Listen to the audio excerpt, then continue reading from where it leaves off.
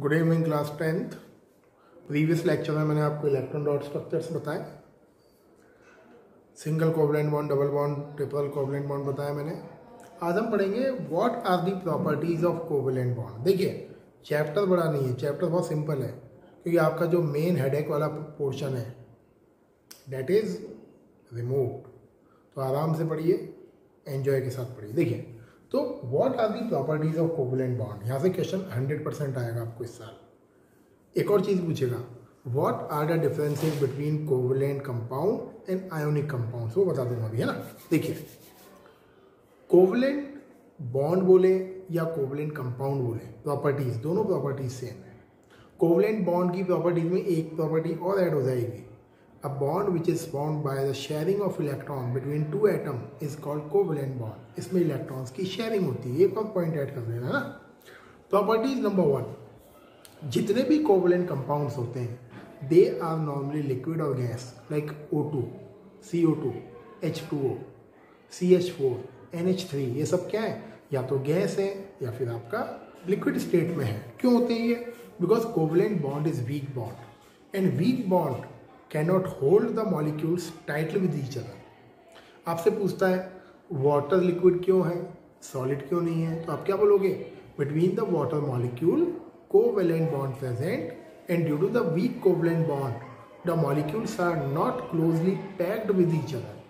सही है, इसीलिए आपके वीक कोवेलेंट बॉन्ड की वजह से मैक्सिमम कोवेलेंट कंपाउंड्स या तो गैस के फॉर्म में होते हैं या लिक्विड के फॉर्म में होते हैं। बट एक एक्सेप्शन है, एक्सेप्शन है आयोडीन, I2 एक ऐसा केमिकल है जो लिक्विड स्टेट में भी मिलता है, गैसेस में भी मिलता है और सॉलिड फॉर्म में भी मिलता है। सॉलिड फॉर्म में आयोडीन कहाँ होता है, आयोडाइज्ड सॉल्ट में। पढ़ा होगा ना आपने, आयोडाइज्ड सॉल्ट खाना चाहिए, it protect our body from goitre disease, swollen neck वाली डिजीज, है ना। तो iodine is a molecule, a covalent chemical which exist in liquid state, gaseous state as well as solid state। जी के बढ़ा लीजिए अपने, इंपॉर्टेंट है। नंबर 2 देखिए, covalent compounds are having low melting point and low boiling point, मतलब easily boil हो जाते हैं, थोड़ा सा हीट दोगे इजीली बॉइल होने लग जाएंगे, थोड़ा सा हीट दोगे मेल्ट हो जाएंगे इजीली। जैसे हमने एग्जांपल बोला वैक्स, वैक्स क्या है, वैक्स भी कोवलेंट कंपाउंड है। पेट्रोल, डीजल, केरोसिन, वैक्स, जितने भी पेट्रोलियम प्रोडक्ट हैं दे ऑल आर कोवेलेंट। तो वैक्स हल्का सा हीट दोगे मेल्ट हो जाएगा। मेल्ट क्यों हो गया, because between the particle of wax या molecule of wax weak covalent bond present and when we heat this weak covalent force of attraction is broken and molecule easily escape out. तो simple concept क्या है, they are having low melting point and boiling point because between the covalent compound weak covalent bond present and on providing heat this bond is easily broken. Number 3, they are poor conductor of electricity in liquid and solid state। ये liquid या solid state दोनों में poor conductor होते हैं, किसके, electricity के। क्यों होते हैं poor, because they don't have free electron or free ions to conduct electricity। Ionic compound का बिल्कुल अपोजिट है, जिसने आयनिक कंपाउंड की प्रॉपर्टीज पढ़ी हैं बिल्कुल इसके अपोजिट होती हैं। ये कर लोगे वो अपने आप याद हो जाएंगे। 4 देखिए, they are insoluble in water, they are soluble in organic compounds, organic solvent. 3 या 4 ऑर्गेनिक सॉल्वेंट के नाम दिमाग में रखिए, जैसे बेंजीन C6H6 फॉर्मूला, ये पढ़ेंगे आपको, डिटेल में आएगा। Chloroform CH3Cl3, carbon disulphide CS2, carbon tetrachloride CCl4, ये सारे के सारे ऑर्गेनिक सॉल्वेंट्स हैं। तो अब क्वेश्चन आता है, आपसे पूछ ले differentiate covalent compound and ionic compound, तो बिल्कुल इसका अपोजिट लिखना है। मैं पीछे जाके बोल रहा हूँ स्क्रीन के, ध्यान सुनना। क्वेश्चन है बोर्ड का, what are the differences between covalent compound and ionic compound. तो आप क्या बोलोगे, maximum covalent compounds are liquid और gases because they are having weak force of attraction। वहाँ क्या बोलोगे, ionic compounds are generally solids because they have strong ionic bond between the particles। Number 2, Covalent compounds are having low melting point or boiling point because covalent bond is weak bond. Ionic compounds are having high melting and boiling point like NaCl, पढ़ा हुआ है आपने पीछे previous chapter में, because ionic bond is strong bond. Covalent में क्या बोलोगे? Poor conductor of electricity in liquid or solid state both because they don't have free ions or free electron. Ionic में क्या बोलोगे? In solid state, ionic compounds are poor conductor of electricity because ions are not free to move. But in liquid or aqueous state, they are good conductor because ions are free to move. Covalent में they are insoluble in water. आप क्या बोलोगे आयनिक में? They are soluble in water. तो बहुत important topic है ये, मेरे अकॉर्डिंग इस साल बोर्ड एग्जाम में क्वेश्चन आना चाहिए. सही है, आगे बढ़ते हैं. एक क्वेश्चन देखिए बेटा बोर्ड का. What do you mean by catenation and its effect? Catenation क्या है और इसका इफेक्ट क्या होता है? तो कैटेनेशन पढ़ाया है मैंने प्रीवियस लेक्चर में आपको, पुराने लेक्चर्स में, फिर सुन लो. कार्बन एटम की एक यूनिक प्रॉपर्टी होती है. यूनिक प्रॉपर्टी क्या है? Lot of carbon atom can combine with each other and form a different length of carbon chain. अगर 2 एटम मिलेंगे कार्बन के तो ये चेन बन जाएगा 2 कार्बन वाला, 3 मिलेंगे तो ये बन जाएगा, 4 मिलेंगे ये बन जाएगा, 5 मिलेंगे डिफरेंट टाइप का. मतलब carbon atom can attach with other carbon and form different type of carbon chain, straight chain, branch chain, etc. And due to this reason, the carbon is the atom which can form million types of chemical compound. This is the effect. And the different type of carbon, a different carbon atom when join and form a different length of carbon chain, this phenomena is called catenation. Catenation की definition पहले पढ़ चुके हो. इसका impact क्या है? इसकी वजह से carbon can form million type of organic compounds. मतलब दुनिया में सबसे ज़्यादा केमिकल कार्बन के ही मिलते हैं. ये इसका इम्पैक्ट है. सही है, देखिए आगे. देखिए बेटा, कार्बन के बहुत सारे फॉर्म आपके नेचर में मिलते हैं. एलोटॉप्स मतलब carbon can exist in nature in different physical form. उन फिजिकल फॉर्म को बोलते हैं एलोटॉप्स. इसकी सुन लो डेफिनेशन, है ना. येलो बॉक्स में मेंशन है आपकी बुक में. बोलते हैं येलो बॉक्स कंटेंट नहीं आएंगे, बट कई बार बोर्ड पूछता है, तो देख लीजिए. When an element exist in different physical form in nature and these form show same chemical behaviour but different physical properties are called allotropes and this phenomena is called allotropy. फिर सुन लो एक बार और. अगर कोई एलिमेंट आपके nature में different physical form में present हो और वो डिफरेंट फिजिकल फॉर्म की केमिकल प्रॉपर्टीज सेम हो बट फिजिकल प्रॉपर्टीज अलग अलग हो, इस फिनोमिना को हम बोलते हैं एलोट्रॉपी. और जो डिफरेंट फिजिकल फॉर्म्स मिलती हैं उसको हम बोलते हैं एलोट्रॉप्स. काम की बात, 3 एलोट्रॉप्स हैं कार्बन के: diamond, graphite and fullerene. Class 8, 7 में आपने ऑलरेडी पढ़ा होगा ये, बट यहाँ दोबारा पढ़िए, क्वेश्चन इंपॉर्टेंट. देखिए, आर्टिफिशियल जो एलोट्रॉप है कार्बन का वो है फुलरिन. ये दो जानते ही हो आप. फुलरिन स्पेशल है. Fullerene is a man made allotrope of carbon. इसको लैब में बनाया है और साइंटिस्ट है बकमिंस्टर फुलर. उसके नेम पर नेम डिराइव हुआ है फुलरिन. फर्स्ट फुलरिन जो डिराइव हुआ उसका फॉर्मूला है C60.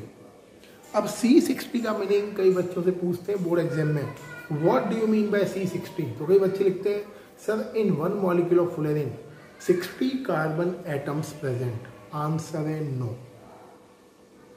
Answer is a big no. C60 का मीनिंग है कि जो फुलरिन है ये, उस फुलरिन में 60 वर्टिसेस हैं. ये ऐसा स्ट्रक्चर होता है इसका फुलरिन का. ये देखना आप NCERT में आपके बना हुआ है. ये बीच में ऐसे वर्टिसेस बने हुए हैं. मतलब फुलरिन जो है सॉकर बॉल जैसा है, स्फेरिकल स्ट्रक्चर है और ईच फुलरिन मॉलिक्यूल में 60 कॉर्नर्स होते हैं जिसको हम बोलते हैं वर्टिसेस. ऐसे, इसलिए इसका नाम है C60. सही है. बाकी 2 क्या है? नेचुरल एलोट्रॉप, वो आपको पता है. देखिए जो ऑलरेडी आपने पढ़े हुए हैं. नंबर 1 देखिए diamond. Diamond hardest natural substance है, पता है आपको। स्ट्रक्चर होती है टेट्राहेड्रल, मतलब 4 carbon atom in diamond arrange in tetrahedral pattern. ये डायग्राम है टेट्राहेड्रल का। And due to this rigid tetrahedral pattern diamond is very hard and it is having high melting and boiling point. Question है ये, diamond बहुत ज़्यादा होता है, hard होता है, और डायमंड का मेल्टिंग पॉइंट बॉइलिंग पॉइंट बहुत हाई होता है। क्यों? Because carbon atoms in diamond arrange in strong tetrahedral pattern, strong and rigid tetrahedral pattern. Number 2, diamond is poor conductor of electricity. Why? Because after the bond formation, 4 bond बना रखे हैं carbon में, देखिए, after 4 bond formation in diamond, no free electron available to conduct electricity. 4 bond होने की वजह से diamond के पास एक भी इलेक्ट्रॉन फ्री अवेलेबल नहीं होता इलेक्ट्रिसिटी को कंडक्ट करने के लिए, इसलिए डायमंड क्या है? Poor conductor of electricity. Number 3, very high melting and boiling point and very hard. Diamond बहुत ज़्यादा हार्ड होता है, इसलिए डायमंड का यूज़ हम ड्रिलिंग मशीन्स में, स्टोन्स को कट करने में, ग्लास को कट करने में। कई बार सोचते होगे आप, ग्लास को कैसे कट करते हैं? एक पेंसिल होती है ऐसी, उसके टिप पे डायमंड लगा होता है, डायमंड से बिल्कुल स्क्रैच करते हैं और ग्लास 2 पीस में ब्रेक हो जाता है। तो बहुत हार्ड मटेरियल को ब्रेक करने में, ड्रिल करने में डायमंड का यूज़ करते हैं हम। क्वेश्चन आता है बोर्ड में, why we use a diamond in drilling machine? तो आपको क्या बोलना है? Because diamond is hardest material and it is very hard due to the strong tetrahedral arrangement of carbon. एक और चीज़ होती है, डायमंड शाइन वेल। डायमंड बहुत ज़्यादा चमकता है। डायमंड क्यों शाइन करता है? बिकॉज इसका refractive index is very very high. पढ़ा होगा आपने फिजिक्स में, डायमंड का रिफ्रैक्टिव इंडेक्स बहुत ज़्यादा होता है, इसलिए डायमंड शाइन वेल। अब आ जाइए ग्रेफाइट पर। ग्रेफाइट का स्ट्रक्चर है हेक्सागोनल फॉर्म में, मतलब graphite is a chemical in which carbon are arranged in hexagon form, 6 carbon member ring के फॉर्म में। Out of all the carbon, graphite में एक डबल बॉन्ड होता है, मतलब कार्बन 4 बॉन्ड बनाता है, सही। 2 बॉन्ड तो single bond and 1 bond is double bond. Diamond में क्या है? सारे के सारे सिंगल बॉन्ड है, बट ग्रेफाइट में क्या है? 1 बॉन्ड डबल प्रेजेंट। मतलब क्या है? 1 carbon carbon double bond present होता है। इसका 4th इलेक्ट्रॉन फ्री होता है। Graphite is a good conductor of electricity because in graphite 4th number का electron remain free, which makes a graphite good conductor of electricity. And due to this reason graphite is used in electrode, in cell and batteries. आपने pencil cell देखा होगा, छोटा सा remote वाला cell. Remote वाले cell को तोड़ोगे, destroy करोगे, और जब ब्लैक कलर की पेंसिल जैसा निकलेगा, रॉड जैसा, वो ब्लैक कलर की रॉड क्या है? वो ग्रेफाइट ही है। तो graphite is a good conductor of electricity. Due to this reason graphite is used as a electrode. Number 3, graphite is very soft and slippery. Graphite बहुत सॉफ्ट होता है, स्लिपरी होता है। क्यों? बिकॉज ग्रेफाइट की जो हेक्सागन लेयर है, they can slide on each other. ऐसे होती है लेयर्स बेटा, ये they can slide on each other because between the hexagon layer weak force of attraction present, and due to the sliding of layer the graphite is very soft and slippery, and due to this reason graphite क्या काम आता है? Pencil की lead बनाने में काम आता है। पेंसिल की जो निप होती है वो किसकी बनी होती है? ग्रेफाइट की। ग्रेफाइट काम आता है लुब्रिकेंट्स बनाने में। आजकल मार्केट में एक नया लुब्रिकेंट आता है, सिंथेटिक ऑयल। वो गए जमाने पुराने ऑयल वाले, आजकल मार्केट में ऑयल आता है सिंथेटिक ऑयल। सिंथेटिक ऑयल में ग्रेफाइट डालते हैं। क्या यूज़ है ग्रेफाइट का? Graphite is a good absorber of heat energy. Synthetic oil डालने पर इंजन इजीली हीट नहीं होता है, गर्म नहीं होता है जल्दी। क्यों? क्योंकि ग्रेफाइट की कैपेसिटी होती है हीट को एब्जॉर्ब करने की, and it protect the engine from damage on higher heating. ये सब 11th में पढ़ोगे आप, है ना। तो ये सारी चीज़ें हैं डायमंड, ग्रेफाइट और फुलविन से रिलेटेड। सही है, अच्छे तरीके से करना है। एक क्वेश्चन करते हैं, एनसीईआरटी का है। क्वेश्चन है इलेक्ट्रॉन डॉट स्ट्रक्चर बनाइए CO2 का। ये तो कर चुके हैं। एक और है, what is the electron dot structure of S8 molecule?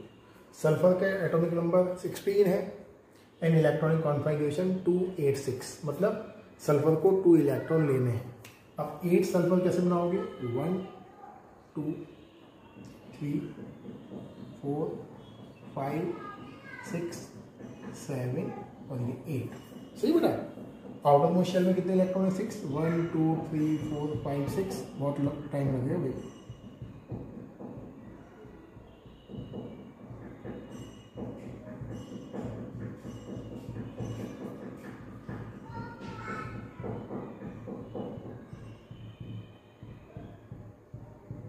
सही है, इसको 2 इलेक्ट्रॉन लेने हैं तो एक कहाँ बनाएगा बॉन्ड? एक बॉन्ड यहाँ, एक बॉन्ड यहाँ, सही है। इसको भी 2 लेने हैं तो एक बॉन्ड यहाँ और एक बॉन्ड यहाँ, 1 बॉन्ड यहाँ, सही है। अगेन 1 बॉन्ड यहाँ एंड 1 बॉन्ड यहाँ, सही है। 1 बॉन्ड यहाँ और ये 1 बॉन्ड यहाँ, ये ऑक्टेट कंप्लीट। देखो 2 बॉन्ड बना ली इसने, इसे भी 2 बना लिए, 2 बना लिए। तो ये है सल्फर के S8 मॉलिक्यूल का इलेक्ट्रॉन डॉट स्ट्रक्चर। सर्कल वाला डायग्राम अपने आप बनाना, आपका होमवर्क है मेरी ओर से, सही है। तो ये टॉपिक था आज का आपका।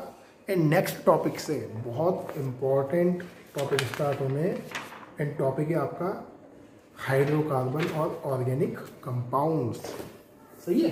From next topic we will discuss